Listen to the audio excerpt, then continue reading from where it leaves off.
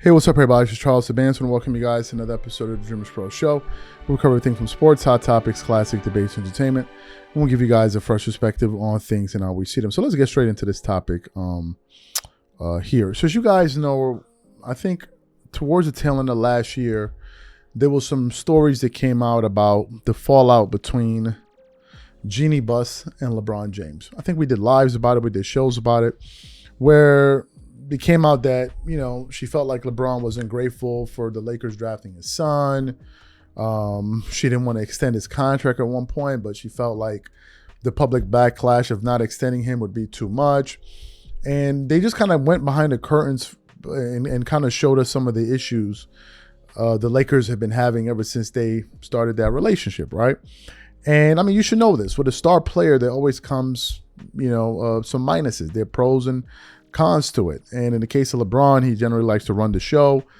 His team likes to really run the organization. That's the reason why they kind of fell out with the Miami Heat, because Pat Riley didn't want that, right? Pat Riley's like, no, I'm the one steering the ship. There can't be two captains, and that's that. And then their relationship kind of just fell apart, and LeBron James went his own way. But so we knew that, right? So anyway, I was listening to a show yesterday from Too Raw, and he was talking about an audio that came out with an interview that Jeanie Buss made, where she was talking about her relationship with Kobe Bryant and what Kobe Bryant meant to the Lakers. As you guys know, Kobe played for the Lakers for 20 seasons. And there was a rough patch in the mid-2000s where Kobe, I think, was about to request a trade, or probably requested a trade. And I think one of the teams he wanted to go to was to play for the Chicago Bulls, right? And owner Jeanie Buss at the time was able to kind of walk Kobe Bryant off the ledge, because the team they were just not building a good enough team. And then things ultimately kind of turned around, and then Kobe Bryant stuck around, and then ultimately Andrew Bynum began to develop, and then they landed Pau Gasol in that trade that came out of nowhere, and then all of a sudden they went to 3 straight championships and won 2 in a row, right? So things kind of worked out in the end, and towards the tail end of Kobe Bryant's career, the Lakers kind of gave him what you would call like not a severance package, but they kind of gave him like a thank you bundle, right? Where a lot of people at the time said, look, this doesn't make any financial sense. Why would the Lakers do something like this? But the Lakers were like, no, this guy's been with us for 20 years. He was here through the good to the bad.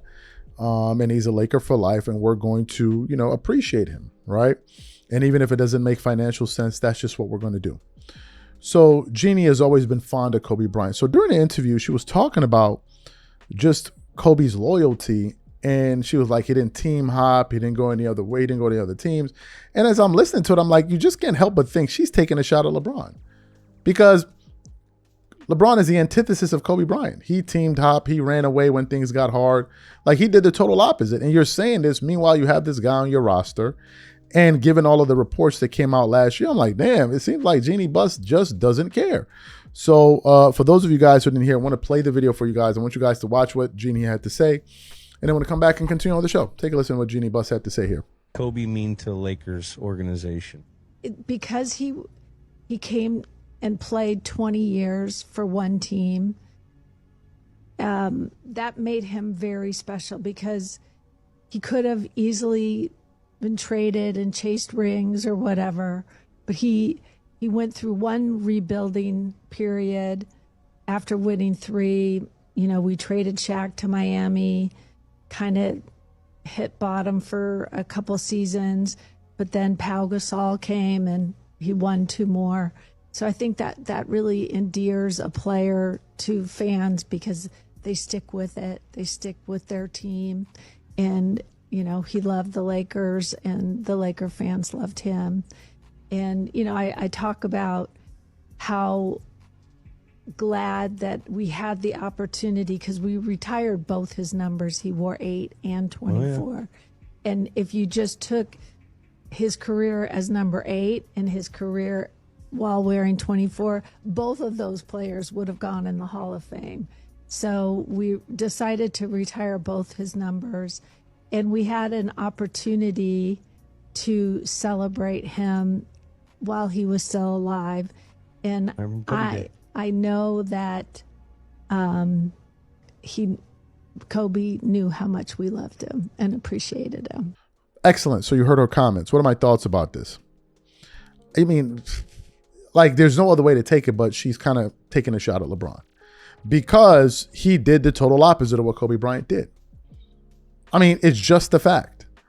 It is just a fact. And I think when we look back in terms of, for example, where LeBron would be retired, his jersey, I think he's going to definitely get his jersey retired in Miami. I think he's definitely going to get it retired in Cleveland. But I don't think he'll get it retired in I mean, he might, but maybe he will. Maybe he will. Maybe because he's the Lakers and all of that. But the point I'm making, I guess the larger point I'm making is, where will LeBron call home? You know, where will he call home? Because he's from Akron or whatever. But he left them, in the first time he left them, it was a pretty bad departure. Then he came back and then he left again. So when you kind of get to this stage of your career and you're like, okay, where's your home? Like, what are you a Cavalier?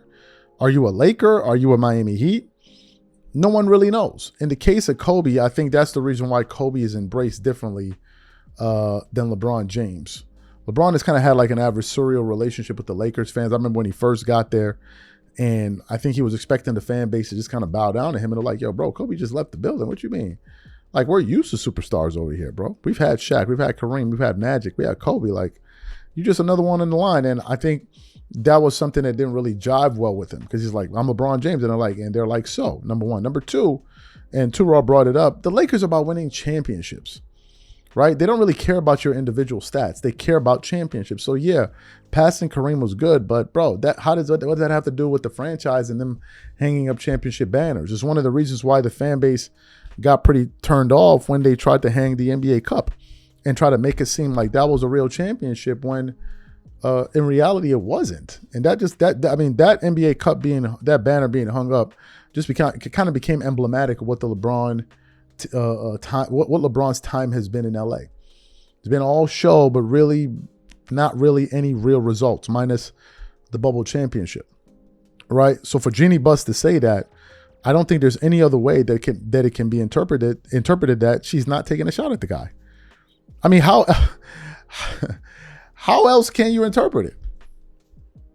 Seriously. How else can it be interpreted? To me, that is a direct shot at him. And I think if his fans hear this, they're going to feel the same. And I even think if these comments get louder, I wouldn't be surprised if you see Rich Paul put out a comment and say something about that. Mind you, LeBron didn't want to give the Miami Heat any credit for what they did for him in his career. So what do you think he's going to do with the Lakers? You think he's going to get a Lakers credit? Absolutely not. He's not going to. Absolutely not. And it's the reason why his fan base doesn't like Lakers. They're just kind of tolerating each other right now.